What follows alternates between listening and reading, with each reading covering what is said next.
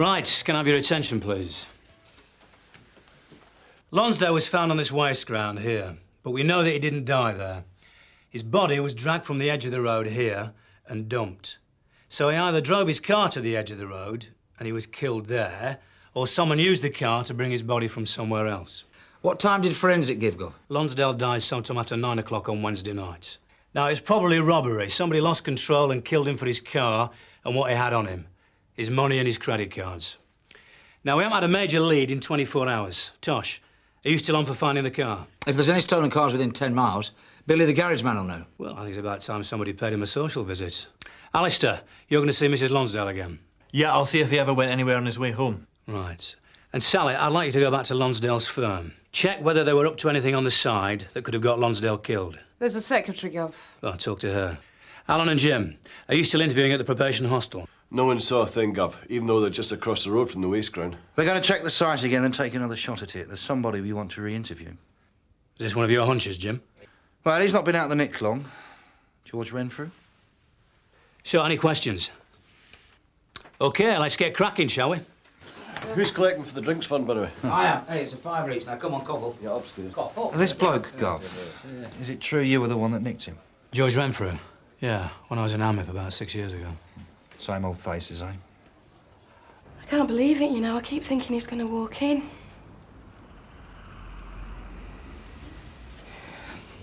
Lisa.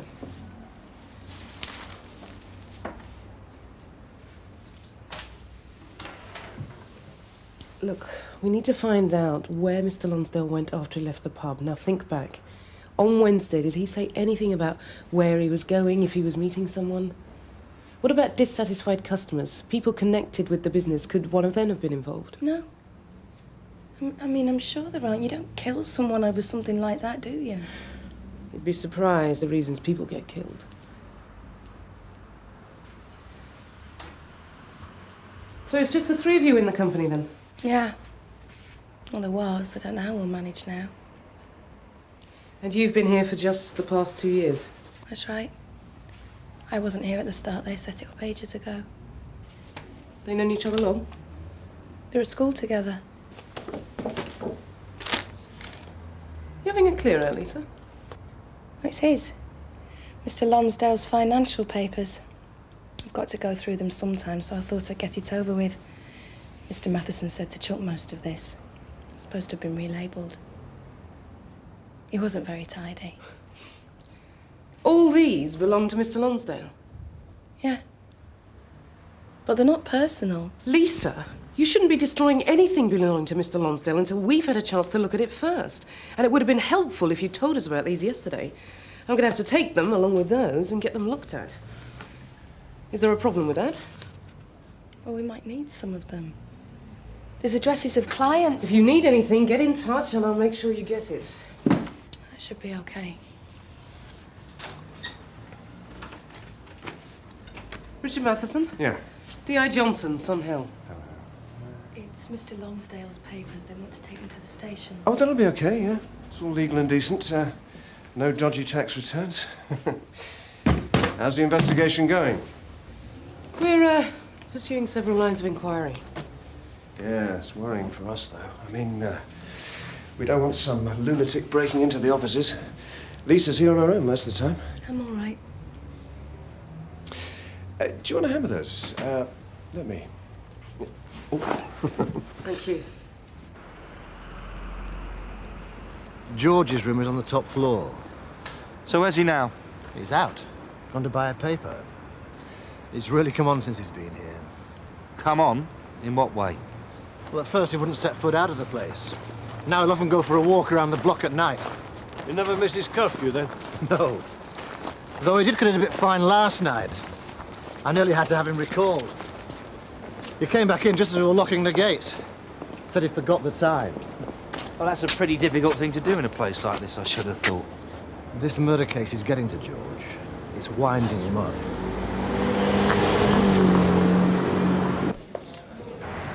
How do you reckon he gets on with the rest of them? Better with some than others. It's never easy for the new ones, adjusting. But I think George wants to make a go of it. We'll wait for him in the common room, if that's all right, Mike. Sure. Mike hasn't changed, has he? He's still the patron saint of ex-offenders. Yeah. The way he talks, I think none of them have ever done anything wrong. Do you want to interview us again? No, thanks. Much as I enjoyed it last time. You're at see George, aren't you? How do you reckon that? Because you've talked to him twice already, and you've only talked to the rest of us once. So you know George? How'd you get on with him then? Put it this way, if there was an old miserable Git of the Year award, George would win it. Every time. It does seem a bit odd though, doesn't it, George? Someone's dumping dead bodies just over the road and you can't tell us anything. Must have had a grandstand view from up here too. If you were here, I mean, Mike tells us you like going out for late night walks. There's no law against it. Andy said you were in a bit of a state when you got home last night, George. Is there something bothering you? I went out to have a think, clear my mind. I've got plenty to think about. And you can only do this at 11 o'clock at night. I like going out at that time. There's no one around. That's what I want. I never get that in here. People just won't leave me alone. So where'd you go? I've told you, just around the block. Well, it's interesting scenery. It's quiet. What do you think?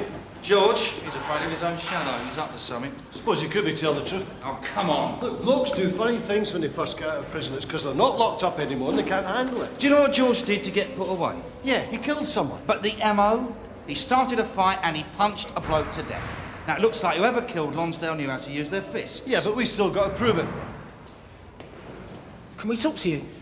You most certainly can. No, I mean, like, properly. Right, so what do you want to talk to us about? Well, there's been this murder, right? And we thought George was quite likely to have done it. So we've been Snooping? investigating, following him and stuff. We saw him bury something in the garden When was this? last night, about 11. So how come you never told us about it first thing this morning? Because you was taking a mickey and everything. We didn't think you'd believe us. Should be easy enough to find out. Thanks a lot, cheers.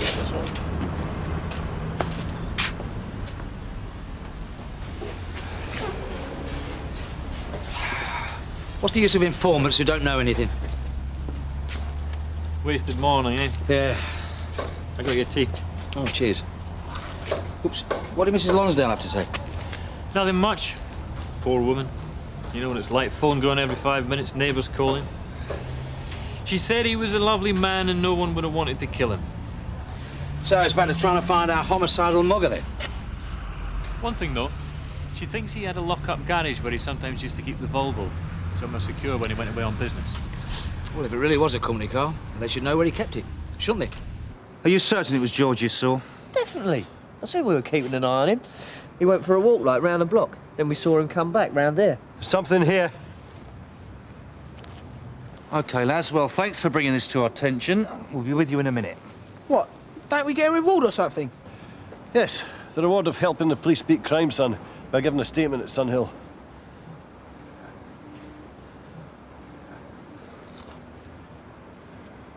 Thomas Andrew Lonsdale.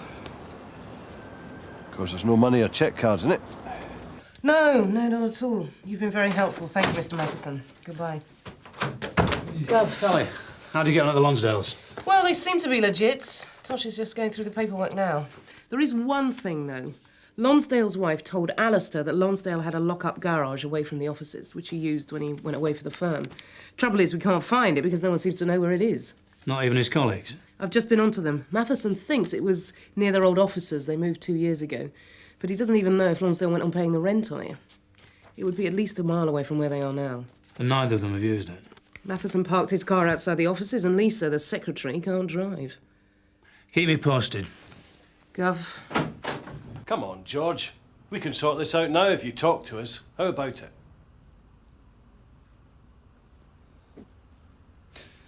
Last night you were seen burying the murder victim's wallet in the grounds. Everything of value in it had disappeared. Now, how come you had Lonsdale's wallet if you didn't kill him? George, talk to us. What's the good of talking? I'm arresting you on suspicion of the murder of Thomas Andrew Lonsdale. You do not have to say anything unless you wish to do so, but what you say may be given in evidence. Gov, Lonsdale's lock-up garage. If this is the one that Lonsdale's still renting, the rent's paid quarterly. He got a demand a month ago. Now, there's the reply, look. Stamped paid. Nice one, Tosh. At least now we've got an address. I'll get on to the owner. Lisa Powell obviously knows where the garage is if she typed and signed that letter. Wonder why she said she didn't. Come on, George, you know the routine.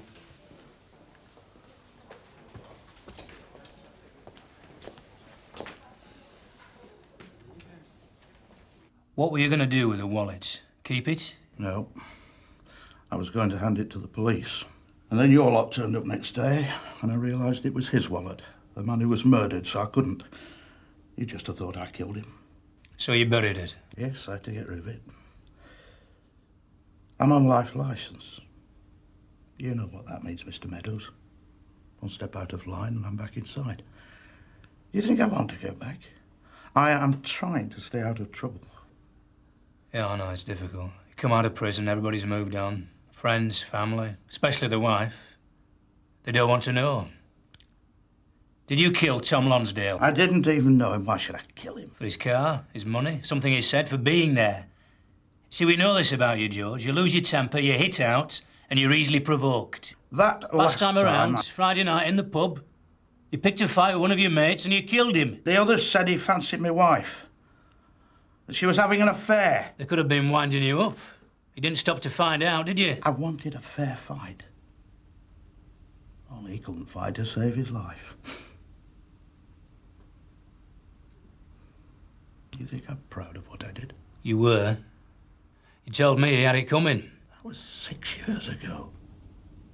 Do you think I believe that now?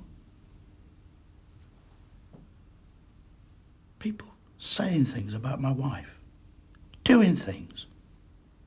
That was personal. I had a reason. Who have I got left? There's no one matters to me now. You said it yourself.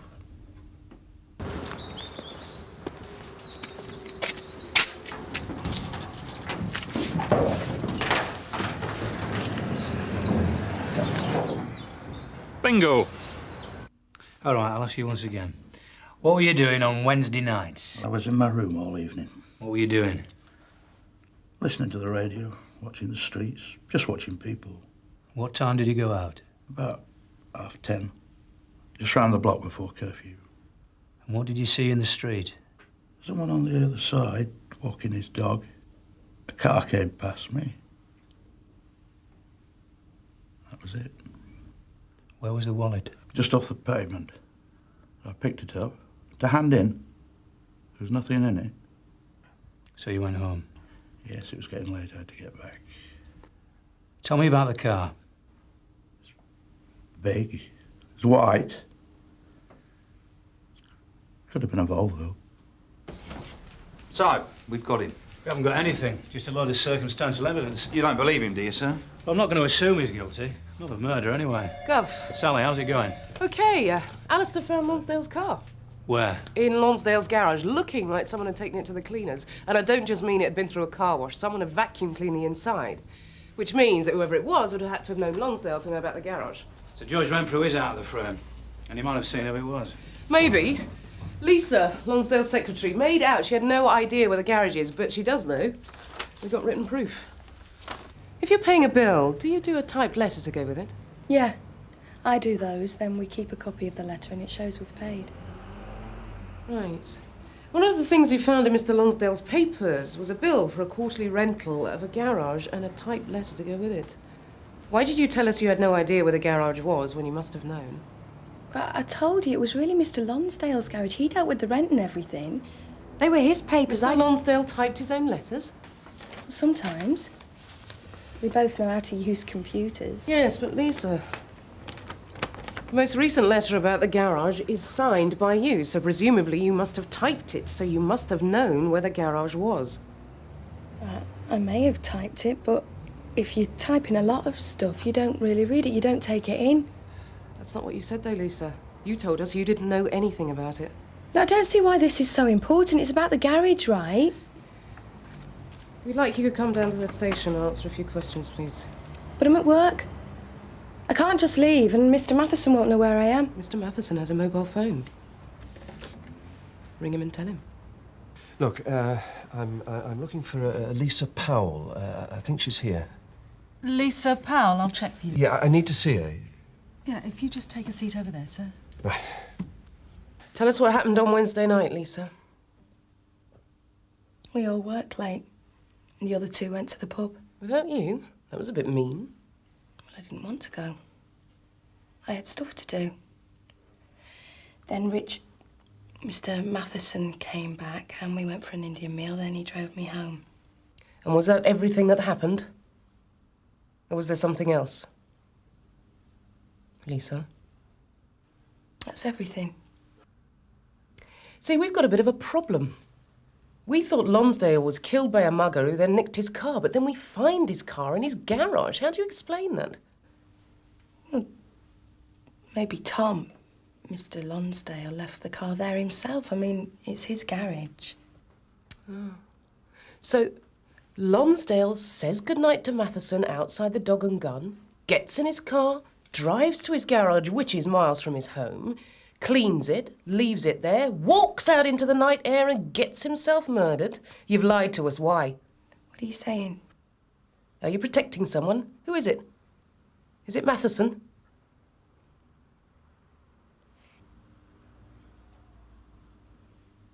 It was an accident. What was an accident? The whole... Wednesday night? Yeah. What happened? They went off to the pub. I thought Tom wanted to say something to Richard, so I stayed out of it. And Richard came back in a real state, shaking. He says there's been a terrible accident. Go on. He and Tom got in a fight. Tom started it. Something he said had wound Richard up. And Richard had... Killed him? Yes. He didn't want me to get involved. He told me to wait in the office. He went to get rid of... I didn't know where he'd gone till later. But you did know he'd gone to dump the body and get rid of the car? Yeah. I knew that. What did you do? Stayed in the office. Waited. Then Richard came back and said he'd taken care of everything. Then the two of you went out for a meal. That must have taken some nerve. Yeah. Felt like choking. Richard said if people saw us together, then we'd have a real alibi. How long have you been together? A year. You knew then? I guessed. So you lied to protect him? I had to. You don't know anything about Richard. He's not violent. There are hundreds of people. Wife batterers, muggers. They're the ones that should be in prison. Richard's not like that. Even though he's killed someone? Didn't mean to. There's no way he should go to prison for what he did. Be a miscarriage of justice, you know that. You've met real murderers. Oh, yes. And you know who they are, Lisa? They're ordinary people, ordinary men, decent blokes, just like your boyfriend. Till they knife someone or kick someone to death.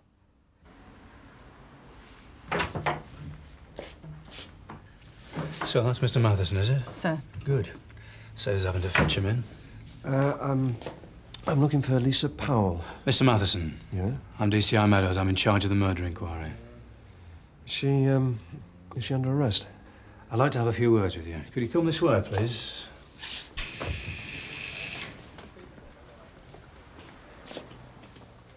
Come on. It's down here. It's the door on the right.